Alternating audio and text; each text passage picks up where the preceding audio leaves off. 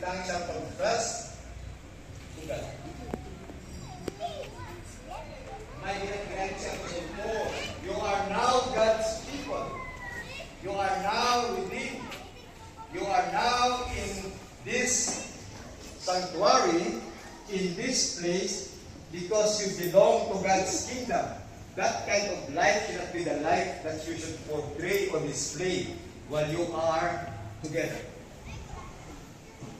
But let me give you another verse that explicitly describe it to me. 1 Thessalonians chapter 1. And Apostle Paul no need to report. Verse 9 then, kasi din siya, for they themselves report concerning us the kind of reception we had among you.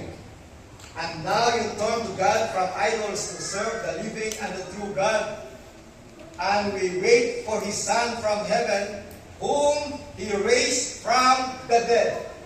Jesus, who delivers us from the wrath to come. Yes, we are candidate of God's wrath. Yes, surely God's wrath will come. But the good news here, Apostle Paul is saying to them, to God's people, hindi na lang tayo mag-report because I know and I see them that these people whom we are supposed to report, they turn to God. They turn from their idols. And selecting Apostle Paul on that verse, and they are waiting for the Son from heaven, whom He raised from the dead. Then Jesus, who delivers us from the wrath to come. Ano ginimo ni Jesus dire?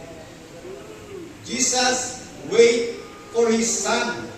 What I mean, Jesus redeem or delivers His people from the wrath to come. The great day will come, the wrath. Who can stand? Those whom Jesus had delivered from the coming day of wrath. Those whom Jesus had delivered from the coming day of wrath. Jesus alone can deliver us from the day of wrath.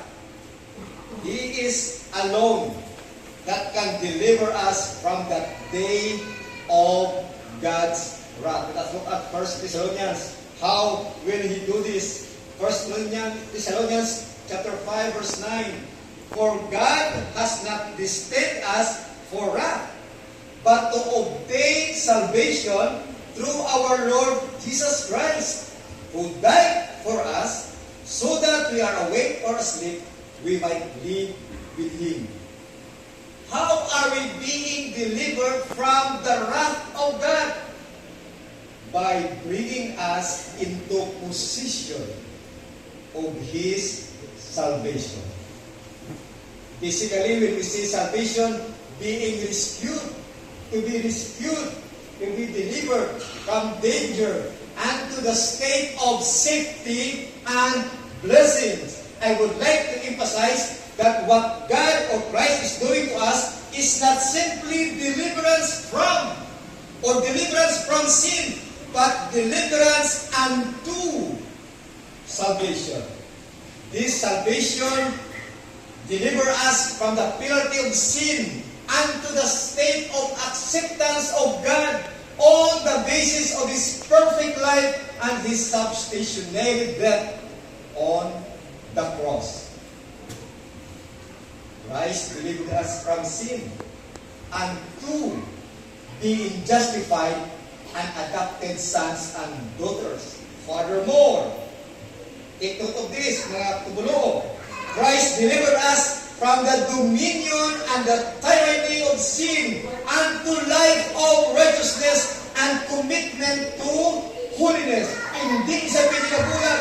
It cannot be that God, thank you, you have delivered me from sin. Stop from that. I am going to live my own way of life. Anyway, you have done what is supposed to be done. That is not the case. When God delivered us from sin, He delivered us from sin unto salvation, into acceptance of God, and unto holiness and righteousness, and commitment to live in accordance to His own will that was being given by His word in the Bible. Anong nambal sa aton nga may only comfort na question sa aton nga Heidelberg Catechism? What is only comfort life and death? Ginahambal sa aton nga Heidelberg Catechism. Of course, that I am not my own, belong body and soul, both in life and in death, to my faithful Savior, Jesus Christ. Then, narihambal sa next sentence, He has fully paid for all my sins.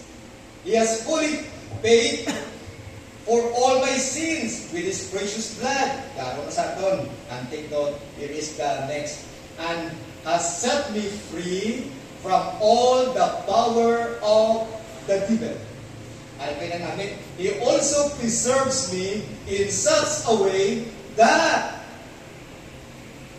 without the will of my Heavenly Father, not a hair can fall from my head. It is such a great comfort to know in life and in death that we belong to Jesus Christ because He has fully paid for all my sins.